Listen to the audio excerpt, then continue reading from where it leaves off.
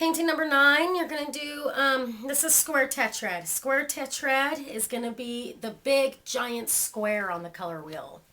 It's the dark gray one back there, okay? So it would be, let's say, violet, blue, green, yellow, and red, orange.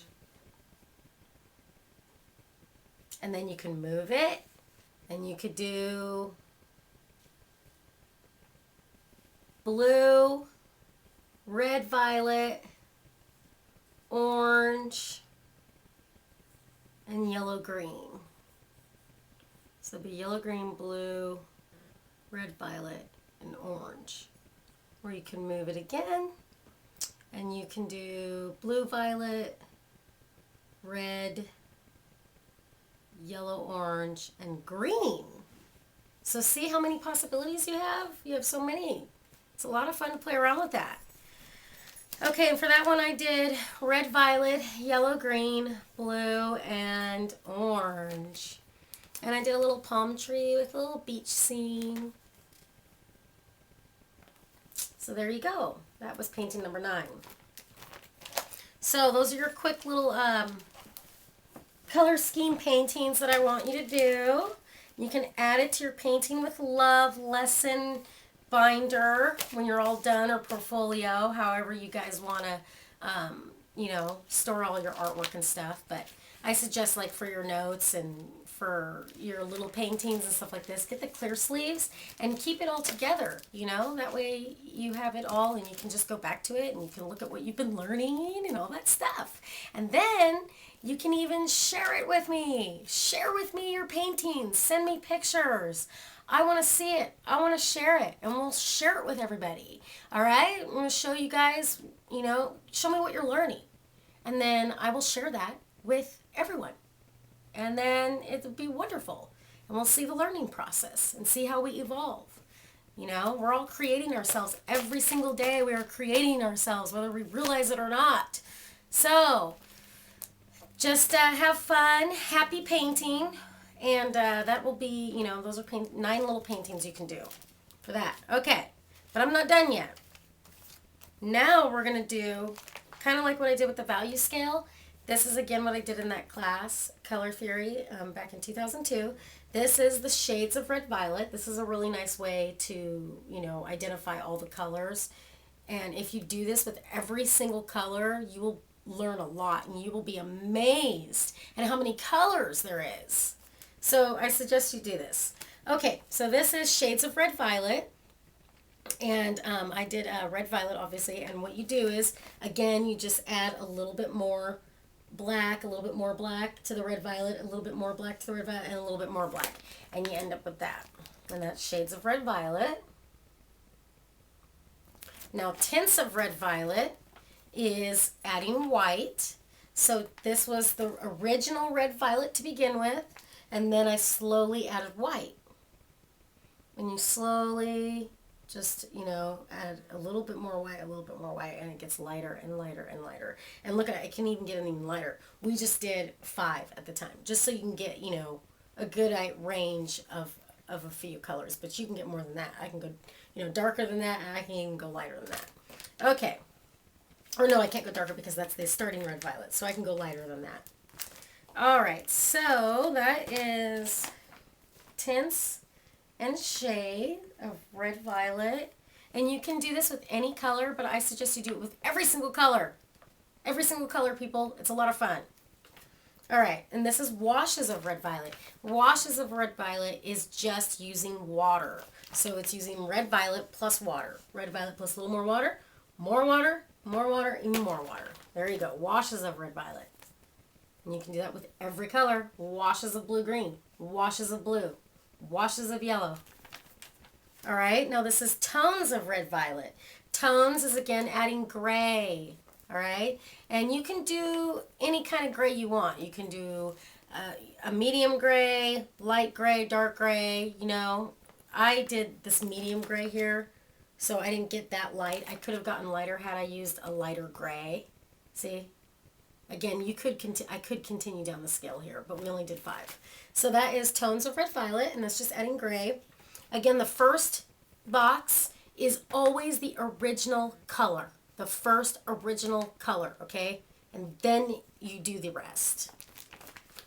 Okay, so there you go. See? Red violet plus a little more gray, plus a little more gray, and a little more gray, and a little more gray.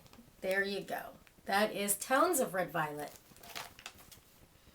And then I have neutralization of red violet. That neutralization of red violet is when you mix two complementary colors together. Or neutralization of any color for that matter. Not just red violet. It's neutralization of any color, okay? So it's complementary colors mixed together. So I did red violet. And complementary to red violet is yellow green. So red violet plus a little yellow green, a little more yellow green, a little more yellow green, and a little more yellow green. And look at the nice warm tones that you get. And they're all in the same color family. And that's how you harmonize your paintings. It's wonderful. I love it. It's so much easier. When you know how to mix colors, trust me, you will enjoy painting so much more. You'll enjoy it when you understand how colors, correspond with each other. You will understand what looks good with each other, what doesn't, and it's just wonderful to know all the possibilities and all the different variations that you can get. And this will teach you, these little lessons will teach you.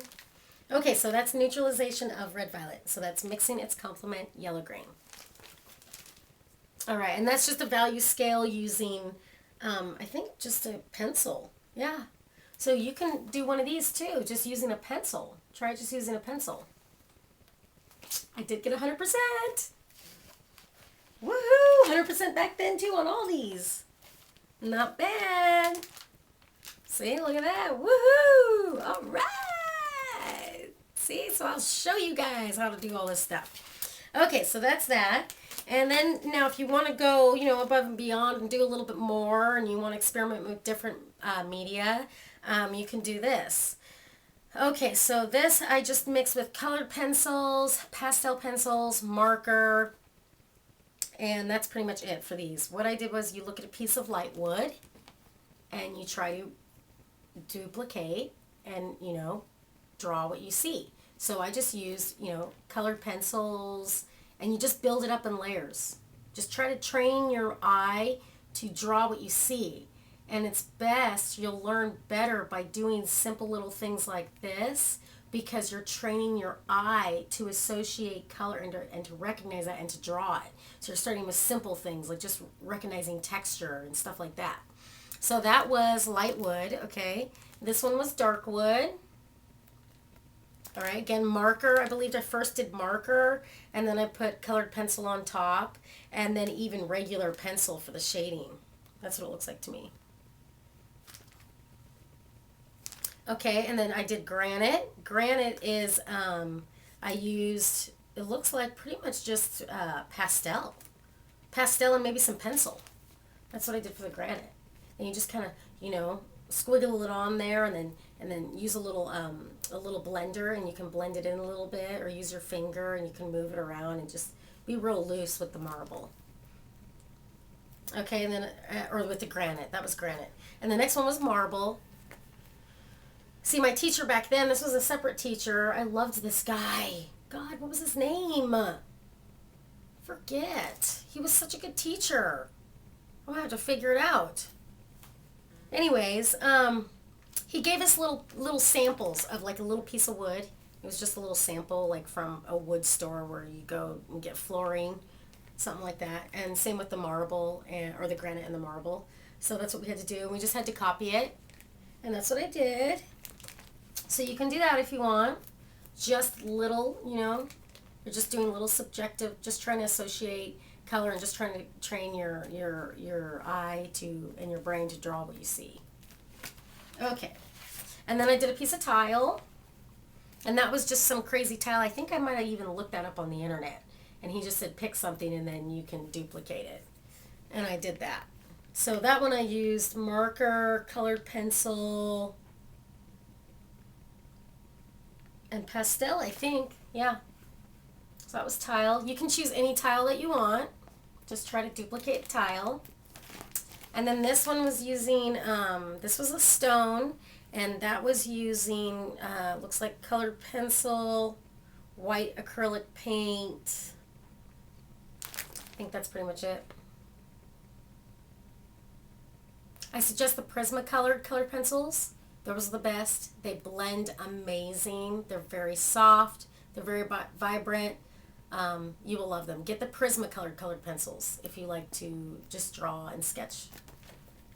Okay, and then this one's brick, and I just used marker with, it looks like some colored pencil. So you can do that. And then the last thing I wanted to talk to you guys about was a lot of people, yeah, this right here. This is another technique that I do. This is on watercolor paper, as you can see.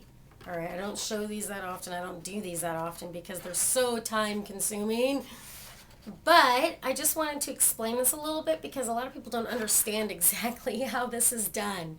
And so I am going to be making some future videos and we'll learn this technique as well. But basically this is just called stippling or pointillism. And what I do is I use acrylic colored inks, which is this, like magic color. Okay, it's just acrylic colored inks, like for calligraphy pens or whatever. And then I use a small little nibbed pen, like this. And what I do, this is what makes this amazing. You don't realize that I do this, okay? I sit there and I dip this in, the ink, and then I go to the painting and I do dots, okay? Thousands and thousands of dots, okay? Do you realize? Like, a lot of dots, people. This is a long, serious, long process right here. This is like, I mean, I could do a little area that big and it'll take me an hour, okay? Because that's like 3 or 4 different layers of dots. You're doing tons of different colors, you know, and you're just building it up and getting gradually darker as you go. So take a real close look there. And then a lot of this is dry brushed. Dry brushed means you dip it in the ink and then you wipe it on your paper towel real fast or whatever, and then you just dry brush it on. You just brush on the ink. And up here, I just dripped it. Okay, I put it at the top here, and I just let the water and the ink just run down. And then this down here is a scribble technique. And you just scribble and weave like that. But for all the skin and the face, seriously, talking dots, people, a lot. No joke. This is a lot of work right here. You gotta have patience because you don't get far when you're doing these. But I love the way it looks because it's so detailed and it is just, I mean, it's beautiful. And sometimes I like to work loose like this, you know, just big and loose. But sometimes I like to work tight. And I like to work, you know, really detailed. And that's what I love about this technique. So I will teach you that too. Stay tuned for all kinds of fun stuff, you guys.